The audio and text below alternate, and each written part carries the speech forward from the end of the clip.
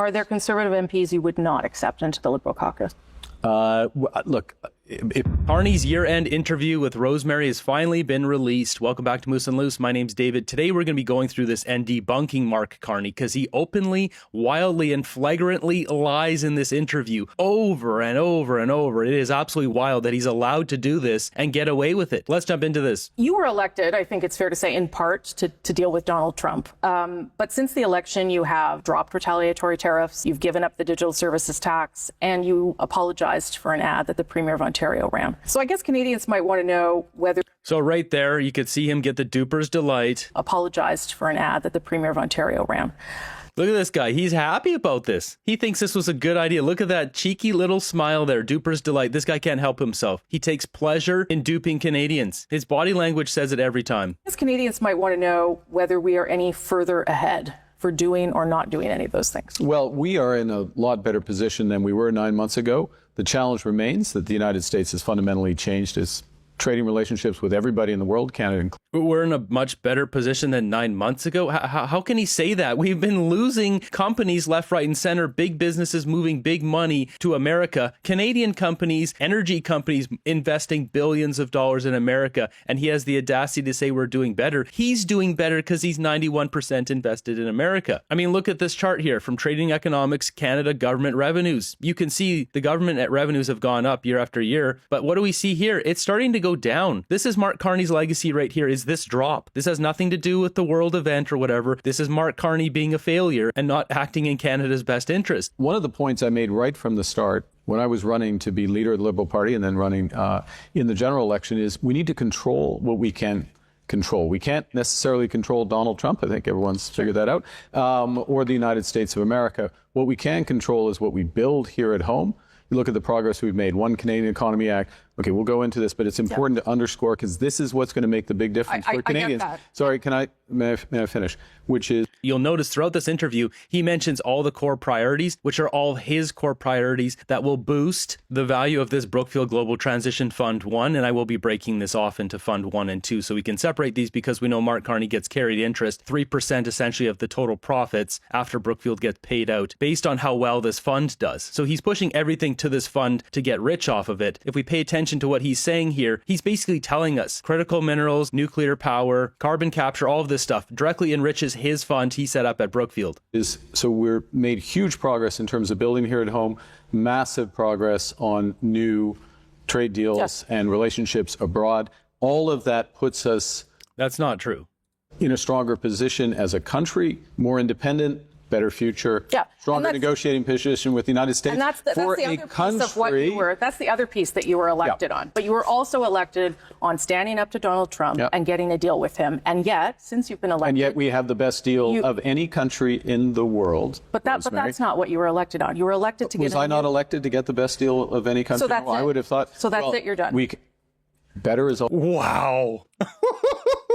Wow. So I'll give Rosemary a little bit of credit here, actually pushing back on him. I guess she's doing her one real interview for the year. Mark Carney didn't get that deal. This is a blatant lie. And he knows at the beginning of this interview, more Canadians on CBC are going to see this. And as it goes longer and longer, it's 24 minutes. I'll be cutting out a bunch of this. We're not going to watch all of it because there's a bunch of fluff in here. But I'm sure one of his handlers told him that more people are going to watch at the start. So make sure to lie at the start that he got the best deal for Canada and keep milking Chrystia Freeland's CUSMA agreement. That's what he's doing here. He took credit for this before in the House of Commons 2 or 3 times at least. I made an entire video calling him out on it. Here we have the United States-Mexico agreement, the CUSMA, USMCA, whatever you want to call it. It says right here, United States, Mexico, Canada, in effect from July 1st, 2020. Scrolling down here, it says right on the agreement, USMCA was signed on November 30th, 2018, and they went through reviews and all this, and that says Chrystia Freeland, U.S. Trade Representative Robert Leitzer, and Mexican Undersecretary for North America, Jesus Sued, formally signed a revised agreement on December 10th, 2019, which was ratified by all 3 countries by March 13th, 2020. That's when the agreement came in.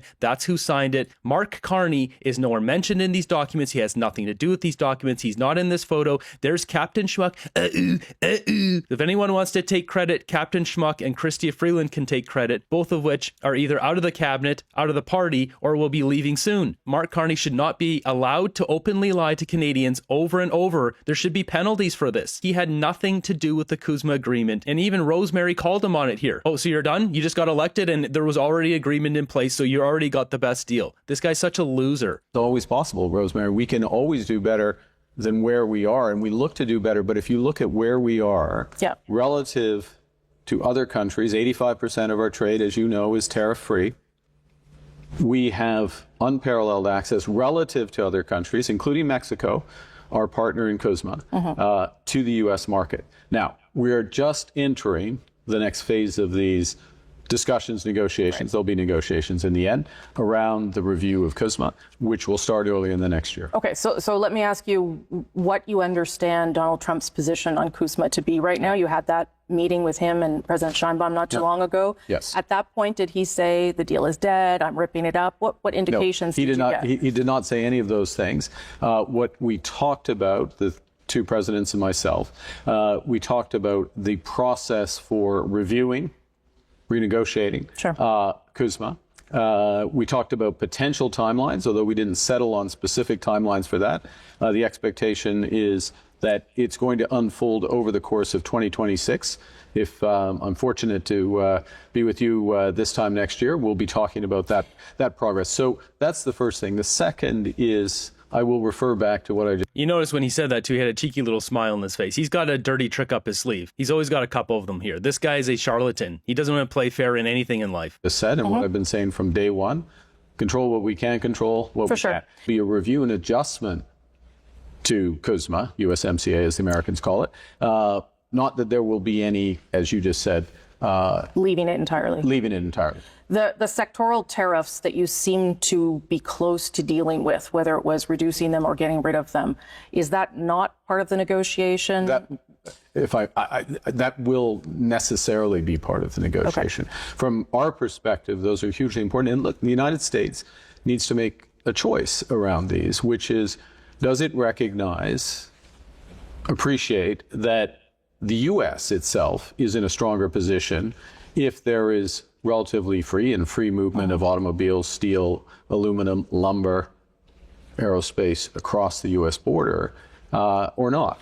And how it views its competitors. Does it view its competitors as Canada, or does it view its competitors as China?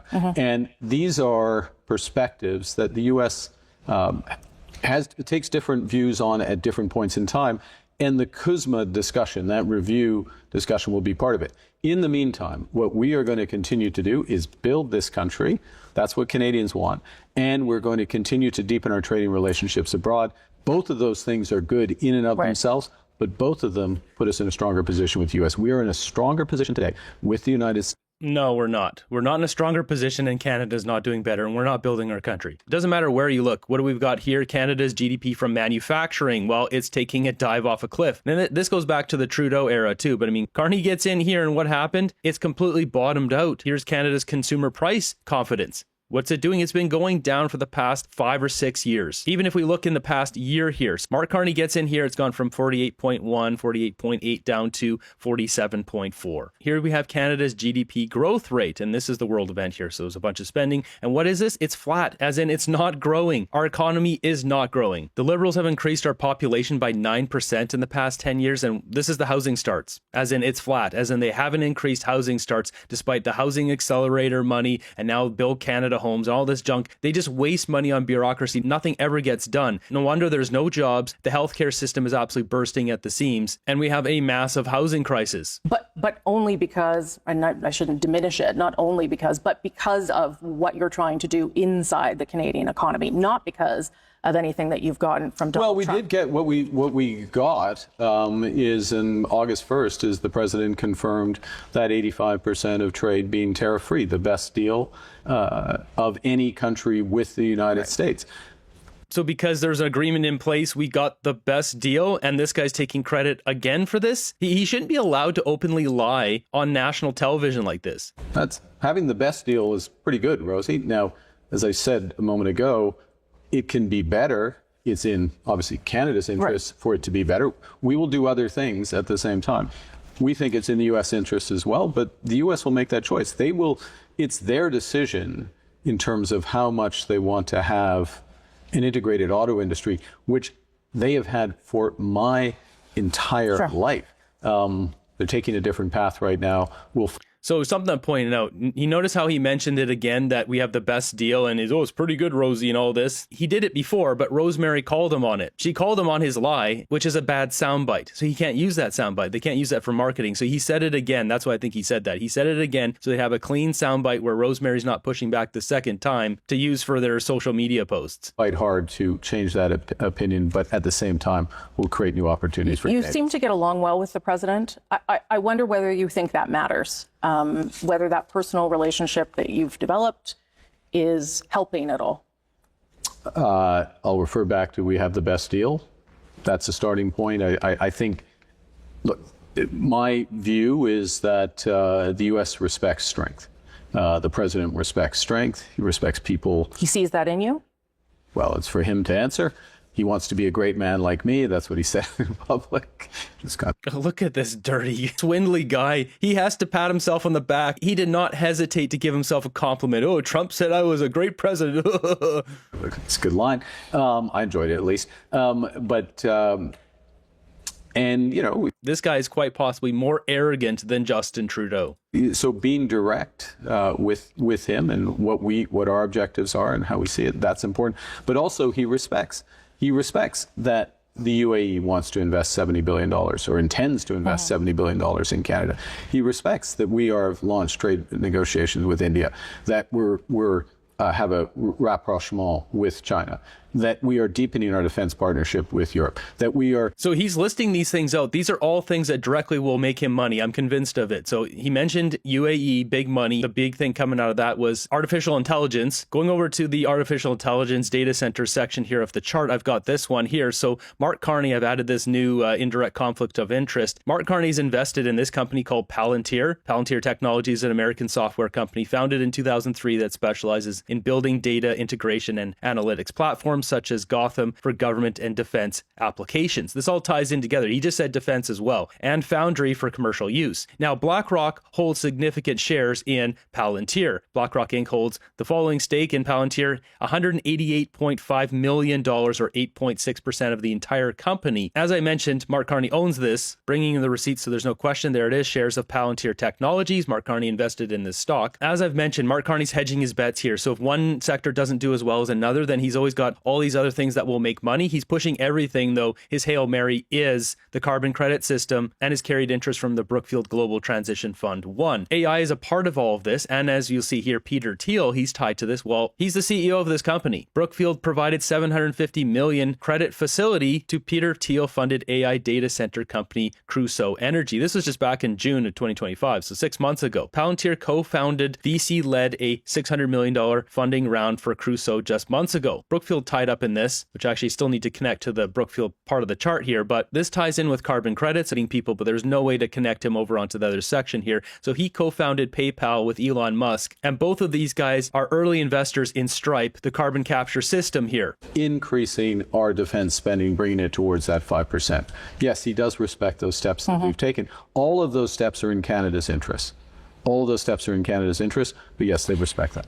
All of these are in Mark Carney's interest. Some of these pieces, I don't understand how they come together, but I know who he's putting in place here. So he put in Doug Guzman, this RBC guy, former Harvard, former Goldman Sachs. This is one of his right-hand men. He put him in charge of the Chief Executive Officer of Defense Investment Agency. He needed another A-team guy in this position. Now, this is one sector. I don't know how this ties together, but it's clear he's putting these pieces in place. This past spring, though, you said that China is Canada's biggest security threat.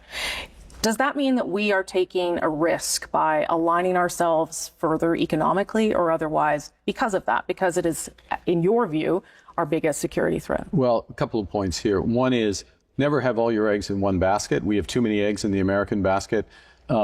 We would like to maintain that relationship and grow others, but we absolutely need to grow others. And that the S is a capital S at the end of others. So it's India, it's China, yes, it's European Union, it's the UK, it's Thailand, it's Philippines, it's in Africa and beyond. It's Mercosur, the group of things, all of which we're working on. First point. The risks, and then the question is how deep is the relationship, and how clear are the guardrails around that relationship? And there are areas, artificial intelligence, critical minerals, defense, where clearly, See, he keeps listing them all out. He's listing his agenda for us. the security threats are such that we would not have a deep relationship with China in those areas. We would not have deep relationship with many countries in those areas. There's certain partners, European Union is one, UK is another, where we would. We have a strategic question for our country, how deep those relationships are in those areas with the United States, given our deep integration already with the United States and given the shifting trading relationship. Spoke to Pierre Poilievre recently. His message to you was that if you want a majority, you have to go back to the Canadian people to get it and not do it by, his words, dirty backroom deals.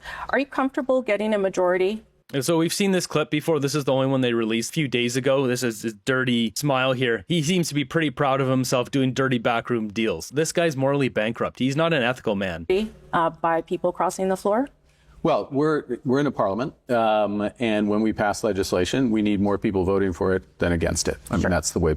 Last time I checked, that's the way. Oh, last time I checked, Mr. Arrogant. So we're going to skip past this. We saw this a couple days ago. Jumping ahead, she asks him, actually a good question here. Are there MPs he's not comfortable joining the Liberal Party? Are there Conservative MPs you would not accept into the Liberal caucus?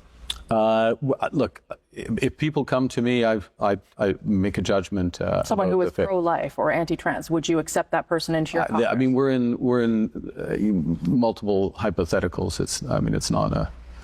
So is that a no? It's a neither. It's a non-answer to a. Is there an active question. recruitment of That's for sure. He finally told the truth. That is a non-answer. MPs from other parties happening? I think that there is a spectrum of MPs with varying degrees of recognition of the serious situation the country is in. Let me translate that. There's a varying degree of MPs who can be bribed with something. What could that be? We don't know. It's just bumping them up to secretary? Is it a completely flush bank account in China? Who knows?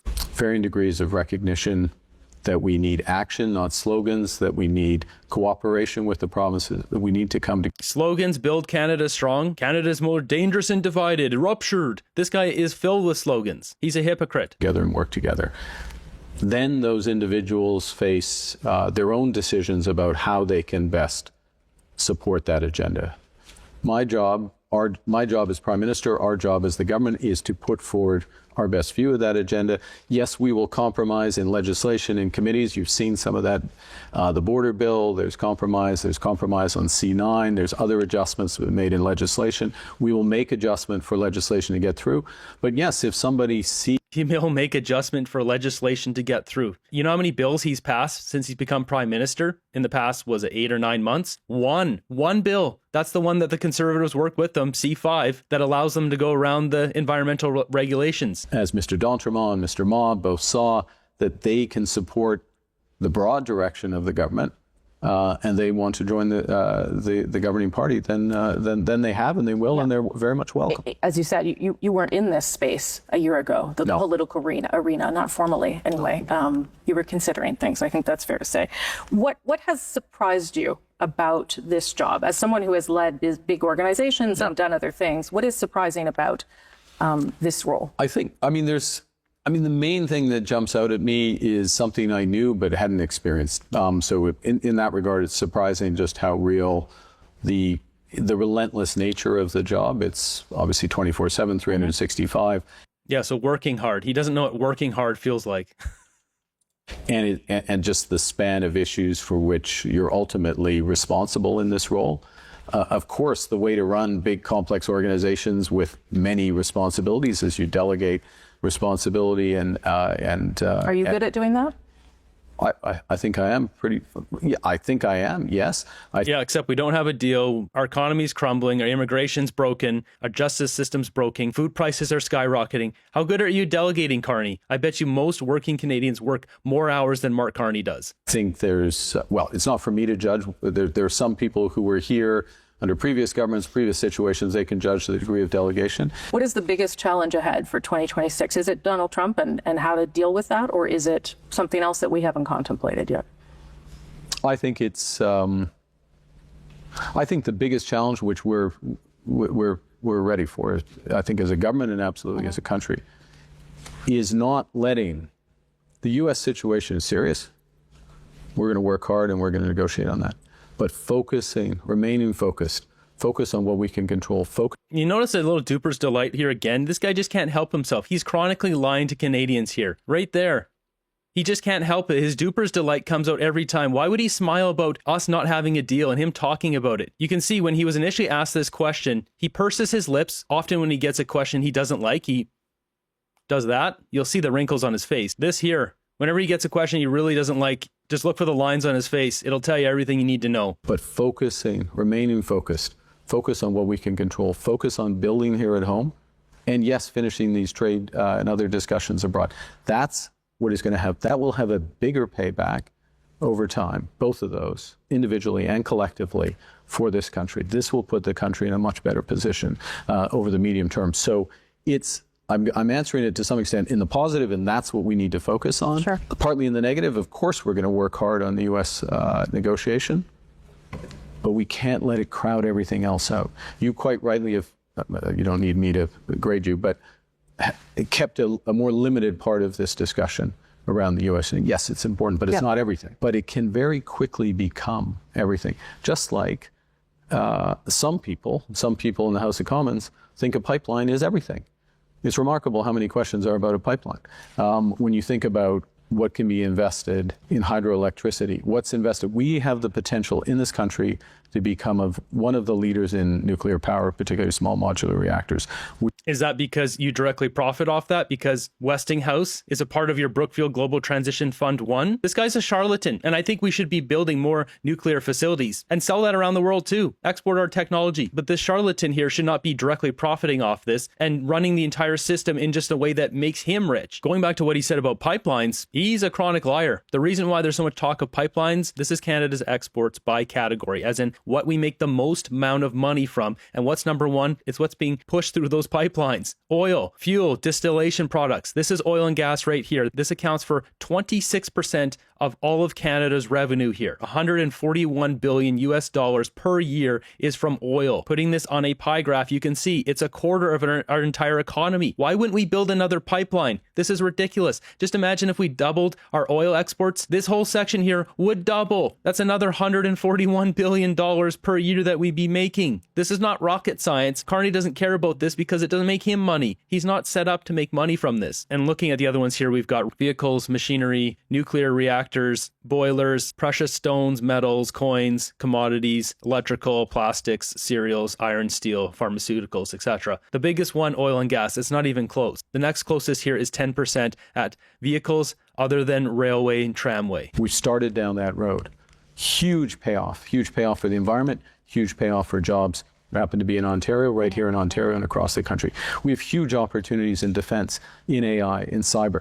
These are areas as well. We have to be able to do more than one thing. This government is capable of doing that. Okay, I'm out of time, but I want to ask you, do you like this job? Do I like this job? You see that duper's delight there? Of course he likes that job. Her asking him, do you like this job? What he heard is, do you like ripping off taxpayers? You bet he does. Look at that greasy smile. No normal person would be smiling right now in this position with how bad our economy is and how bad things have gotten. But he's smiling because he's getting rich off of this. He has no reason to smile off his performance in the past 8 or 9 months. There's no reason. Job. Yes. How's that? How's that? Let's end on a high. It's an important time, and it's a privilege to have it. It's a huge responsibility, but as long as I have it, I'm going to be working flat out on it. It's privileged to rip off taxpayers. Ending this episode off, we got Pierre Poilievre here with Brian Lilley. At the beginning of the interview, Mark Carney said that we're in a better place now than we were at the beginning of the year. Brian Lilley asked the same question here. He said in an interview recently that Canada is in a better position than we were a year ago with the United States. What's your reaction to that? I just look at the numbers. He hasn't been able to get the president to reduce a single tariff. Since Carney became prime minister, American tariffs on aluminum, steel, and autos are double. The Americans put out their list of concerns yesterday. It included that we're not living up to our already negotiated framework around dairy in CUSMA. They're concerned about the Online Streaming Act, the Online News Act. They say Alberta's not treating Montana's electrical system fairly. Okay. So they've got their list of irritants out there. How would you handle negotiating with Donald Trump on these issues differently than Mark Carney has? We have to leverage our strengths. We have natural resources that America needs that will allow us, for example, to produce the electricity for AI data centers at a lower cost than the Americans can, and we can house that data here in our country. We're a safe partner for that. They don't want to be storing their data in a hostile regime. We've got a friendly regime right next door with cold weather and lots of electricity, which is exactly what you need for a data center. We've got, they're worried about gas prices in America. Well, we could probably produce an extra 2 million barrels a day and sell it to them at better prices for us and lower prices than they're getting from the world market right now to lower their gas prices at the pump. We can also, what we have to offer is a stronger Canadian military to unburden the U.S. of protecting our Arctic waters. All things that we can do greater and more abundantly if we have unbridled access to the American market.